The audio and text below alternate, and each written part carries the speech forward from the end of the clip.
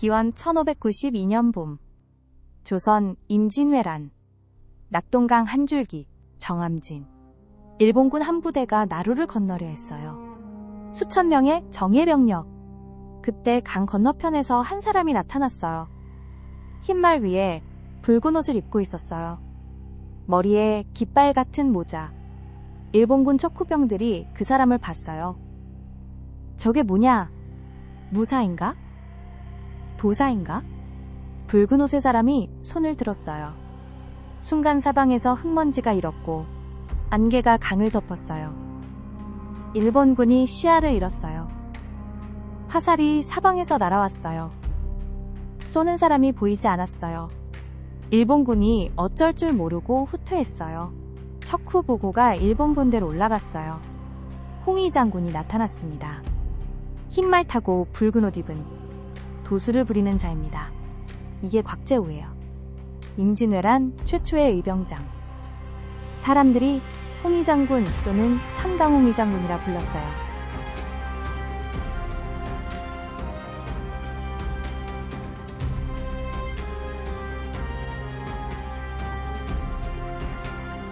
기원 1552년 출생. 경상도 의령. 집안이 좋았어요. 본관이 현풍박씨. 영남의 명문가. 외할아버지가 그 유명한 조식선생. 호가 남명. 조선 중기 영남학파의 대표적 학자. 곽재우가 어릴 때부터 외할아버지 밑에서 공부했어요. 조식선생의 학풍이 특이했어요. 책상 앞에서 글만 읽는 게 아니라 무예와 군사도 가르쳤어요. 선비라도 나라가 어려울 때는 칼을 잡아야 한다. 이 가르침이 곽재우 평생의 신조가 됐어요.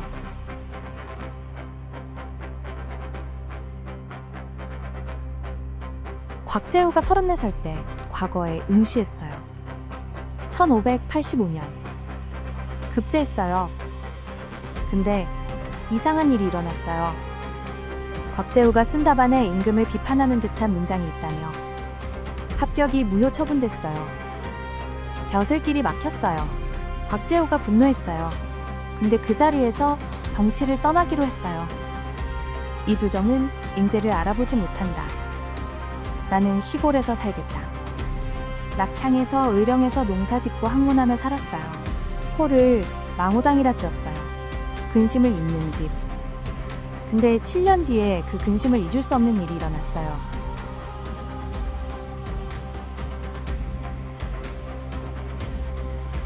기원 1592년 4월 13일.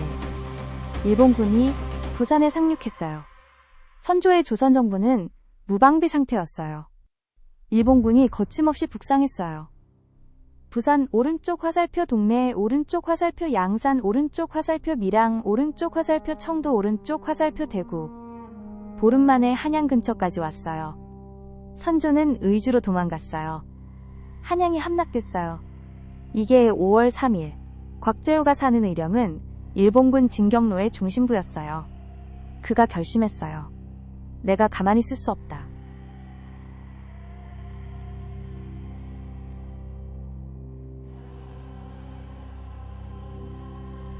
곽재우가 4월 22일에 의병을 모으기 시작했어요.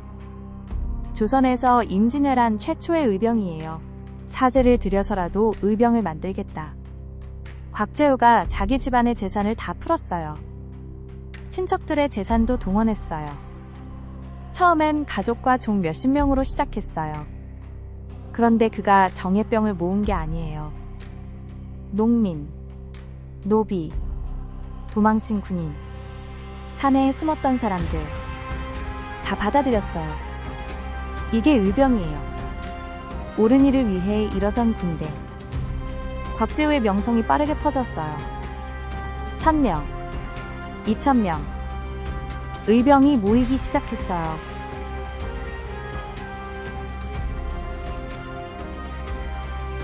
곽재우가 의병을 이끌고 전쟁터에 나갈 때 사람들이 놀랐어요. 자기를 위해 만든 옷이 빨간색이었거든요. 머리부터 발끝까지 빨간색.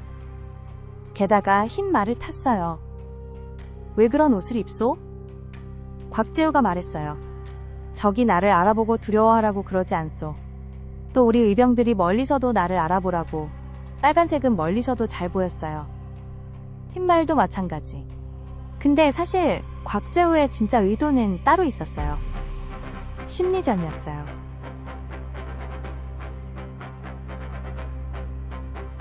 기원 1592년 5월 말 물결표 6월 초 일본군 앙코쿠지 에케이가 이끄는 부대가 정암진을 건너려 했어요. 낙동강 지류, 정암진을 건너면 호남으로 가는 길이 열려요. 호남의 곡창지대를 일본군이 먹으려 한 거예요. 곽재우가 이걸 알았어요. 자기 의병 1000여 명을 이끌고 정암진으로 향했어요. 도착해서 일본군 도착 전에 준비를 했어요. 강가의 갈대밭에 매복을 시켰어요. 길에 함정을 팠어요. 일본군이 강가에 도착했어요. 곽재우가 흰말 위에서 붉은 옷을 휘날리며 강 건너편에 나타났어요. 척후병들이 그를 봤어요. 저게 뭐냐? 곽재우가 도술인 것처럼 안개를 일으켰어요. 사실은 미리 준비해둔 연막탄이었어요. 화살이 갈대밭에서 사방으로 날아왔어요. 쏘는 사람이 안 보였어요. 일본군이 혼란에 빠져 후퇴했어요. 1000여 명의 의병이 수천 명의 일본군을 이긴 거예요. 거의 손실 없이.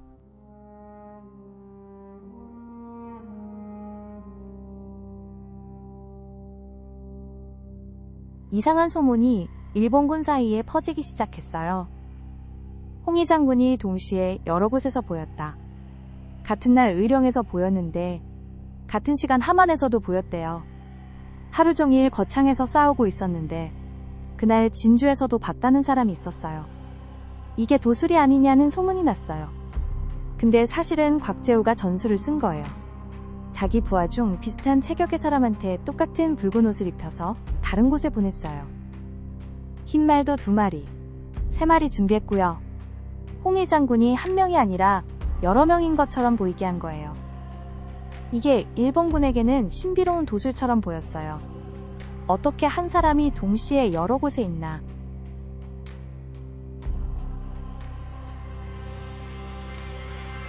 곽재우의 또 다른 일화가 있어요. 전투 시작 전에 안개가 끼겠다고 예언하면 정말로 안개가 꼈대요. 비가 올 거라고 하면 비가 왔고요. 일본군은 이걸 도술이라고 생각했어요. 홍희 장군이 자연을 부린다. 근데 사실은 곽재우가 천문과 기상에 정통했어요. 외할아버지 조식 선생한테 배운 학문 중에 천문과 기후학이 있었거든요. 옛 학자들은 별자리, 구름의 모양, 바람의 방향을 보고 날씨를 예측했어요. 곽재우가 그걸 매우 잘했어요. 전투 전에 내일 안개가 낄 것이다 예측하고 그 안개를 이용해 작전을 펼쳤어요. 일본군이 보기엔 도술이지만 실은 과학이었어요.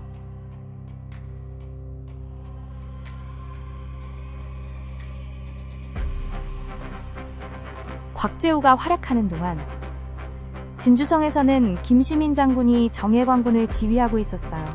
곽재우의 의병이 진주성 근처를 비켜다니는 일본군을 막아주고 김시민이 성을 지키는 협력구도였어요. 기원 1592년 10월 진주대첩 김시민이 일본군 3만 대군을 막아냈어요. 이게 가능했던 건 곽재우 같은 의병들이 일본군의 후방을 교란했기 때문이에요. 곽재우는 직접 진주성을 지원하지 않았어요. 대신 일본군 보급로를 막고 측면을 공격하고 정찰부대를 끊었어요. 일본군은 후방이 불안해서 진주에 전 병력을 투입할 수 없었어요.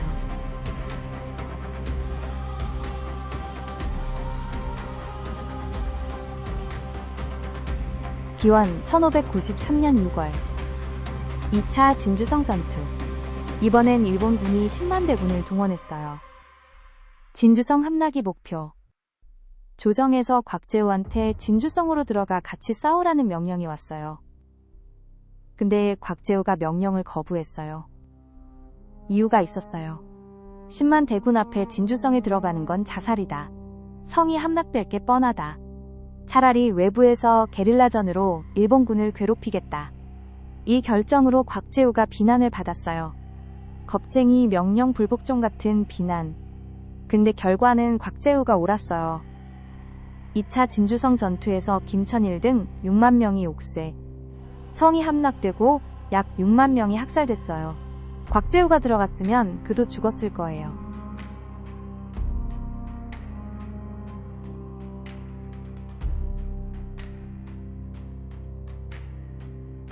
기원 1593년 말, 물결표 1597년 초, 임진왜란이 잠시 평화협상기에 들어가요. 곽재우가 쉬는 시간을 가졌어요. 근데 1597년 초에 다시 일본이 침공해요. 정유재란. 곽재우가 다시 일어섰어요. 이번엔 화왕산성을 지키는 임무를 맡았어요. 화왕산성은 경상남도 창녕에 있는 산성. 곽재우가 여기를 거점으로 다시 의병을 모았어요. 이때 그의 명성이 일본군 사이에서 더 커져 있었어요. 일본군이 화왕산성 공격을 망설였어요. 그 홍의 장군이 있는 산성이라며. 기원 1598년에 일본군이 철수해요. 임진왜란 끝.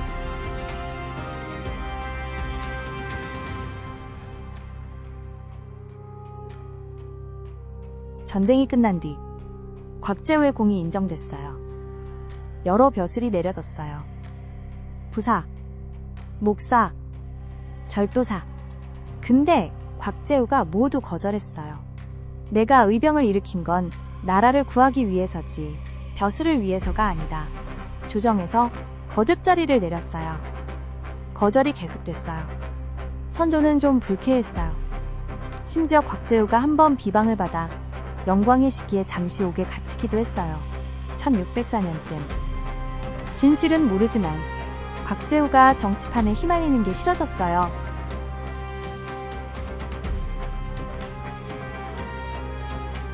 기원 1605년경 곽재우가 40 후반 가족과 함께 비슬산으로 들어갔어요. 의령 근처의 산. 거기서 단약을 짓고 도교 수련을 시작했어요. 선비가 도교를 한다? 의외예요. 근데 곽재우는 외할아버지 조식 선생한테서 도교적 기품을 받았어요.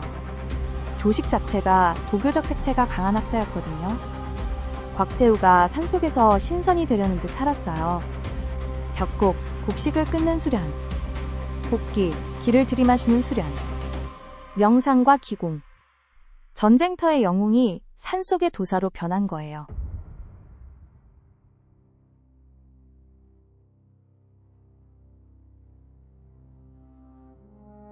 기원 1617년 곽재우가 66살로 세상을 떠났어요.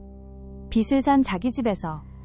원래 도교 신선이 되려 한 사람이었는데 평범하게 노환으로 돌아간 거예요. 근데 지역 사람들은 그가 신선이 됐다고 믿었어요. 홍해 장군은 죽지 않는다. 산 어딘가에 흰말을 타고 다니고 있다. 이런 전설이 의령과 비슬산 일대에서 지금도 전해져요.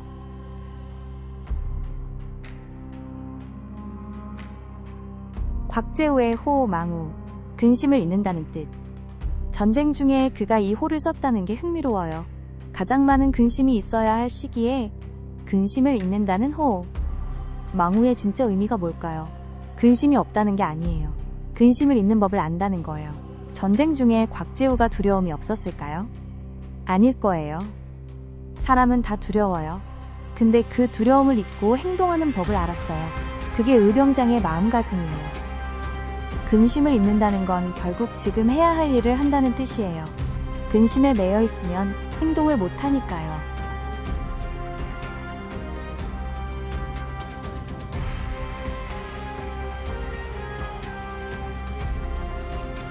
임진왜란을 보면 신기한 게 있어요. 조선의 정규군은 빠르게 무너졌어요. 부산 상륙 후 보름 만에 한양 함락. 근데 그 뒤에 일본군이 더 진격하지 못했어요. 왜 그랬을까요? 의병 때문이에요. 곽재우, 김면, 정인홍, 김덕령, 그리고 사명대사 같은 승병들. 전국에서 의병이 일어났어요. 이들이 일본군의 보급로를 끊고 측면을 공격하고 후방을 교란했어요. 조선이 무너지지 않은 가장 큰 이유였어요. 곽재우는 이 의병의 시작이자 상징적 인물이에요.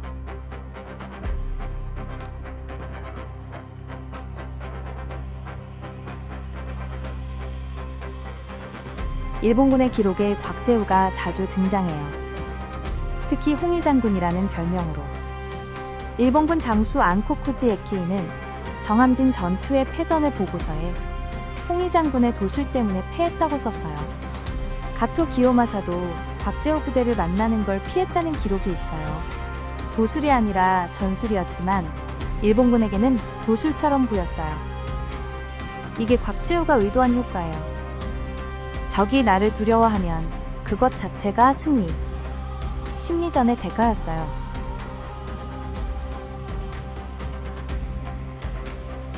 같은 임진왜란을 산 사명대사와 곽재우, 같은 의병의 길이지만 방식이 달랐어요. 사명대사는 의교가 적장과 단판 짓고 포로를 데려왔어요. 곽재우는 야전 지휘관, 직접 전투를 했어요. 두 사람이 직접 만난 기록은 남지 않았지만 같은 영남 지역에서 비슷한 시기에 활동했어요. 공통점 하나, 전쟁이 끝난 뒤 두 사람 다 산으로 들어갔어요. 영광을 추구하지 않은 것. 이게 진짜 의병의 마음이에요.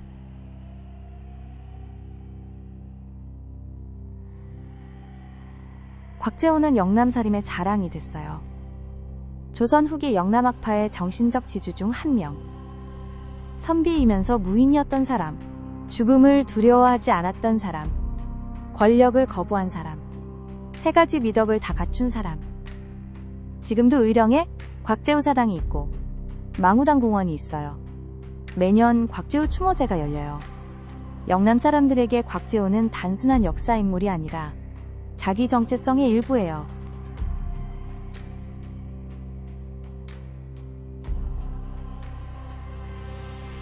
곽재우가 후대에 이렇게까지 강하게 기억된 이유 중 하나. 시각적 상징이에요. 흰 말과 붉은 옷. 너무 강렬해서 한 번 본 사람은 잊지 못해요. 곽재우 자신이 의도적으로 만든 이미지였어요. 적에게 두려움을 주고 아군에게 자신감을 주는 시각. 이게 지금도 살아있어요. 곽재우 그림이나 동상을 보면 항상 흰 말과 붉은 옷. 이걸 빼면 곽재우 같지 않아요.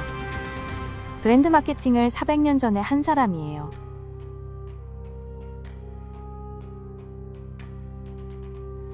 곽재우의 도술이 진짜였을까요? 역사학자들은 안 믿어요. 다 전술이었다는 거예요. 근데 백성들은 믿었어요. 왜요? 전쟁통의 백성들한테 위로가 필요했거든요. 평범한 사람들이 다 도망가는데 한 사람이 그 자리에 서서 적과 싸우고 있다.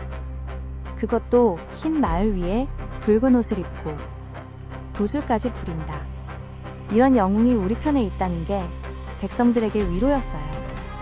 그래서 곽재우의 도술 이야기가 점점 커진 거예요. 진실 여부보다 백성들이 그런 영웅을 원했다는 게 중요해요.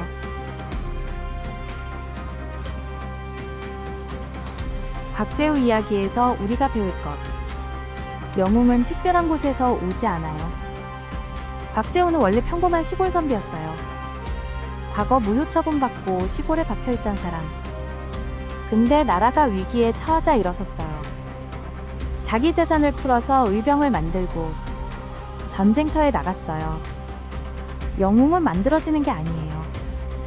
위기의 순간에 자기 자리를 지키는 사람이 영웅이 되는 거예요. 지금 우리 사회에도 그런 순간이 와요. 큰 위기가 아니어도 작은 옳지 않은 일을 보았을 때 거기서 한 발 나서면 그 사람이 영웅이에요. 곽재우의 마지막이 산속이었다는 게 의미가 있어요. 영웅이 권력을 잡지 않은 거예요. 조선의 다른 영웅들 중엔 전쟁 후 권력을 잡고 정치를 한 사람도 있었어요. 근데 곽재우는 산으로 갔어요. 단약을 짓고 명상하며 근심을 잇는 집이라고 자기 호를 지은 사람답게 권세도 명예도 다 잊고 살았어요. 이런 영웅의 모습이 동양 문화에서 특별해요. 서양에선 보통 영웅이 왕이 되거나 권력을 잡잖아요. 동양에선 영웅이 산으로 가요. 노자처럼, 가룡처럼, 곽재우처럼.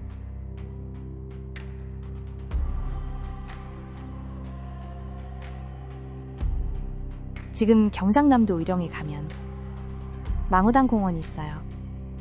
곽재우의 동상이 있고요. 사당도 있어요. 매년 6월에 의병제가 열려요.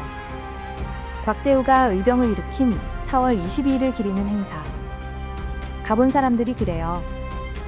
의령에 서면 흰 말과 붉은 옷이 보이는 것 같다. 산을 보면 거기 어딘가에 곽재우가 있을 것 같아요. 물론 그는 400년 전 사람이에요. 지금은 없어요.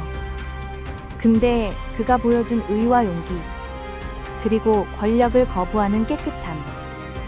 이게 우리 옆에 항상 있어야 할 가치예요.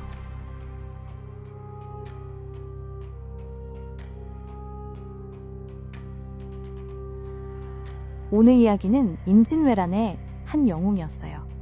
흰 말과 붉은 옷, 도술 같은 전술, 자연을 부린 듯한 능력, 그리고 산속으로 사라진 마지막. 곽재우가 우리한테 묻는 게 있어요. 너는 위기의 순간에 어디 있을 거니? 도망갈 거니? 일어설 거니? 쉬운 답은 없어요. 근데 곽재우 같은 사람이 400년 전에 있었다는 걸 기억하면 우리도 한 번쯤 일어설 용기가 생겨요. 오늘 이야기는 여기까지입니다. 다음 편도 기대해주세요.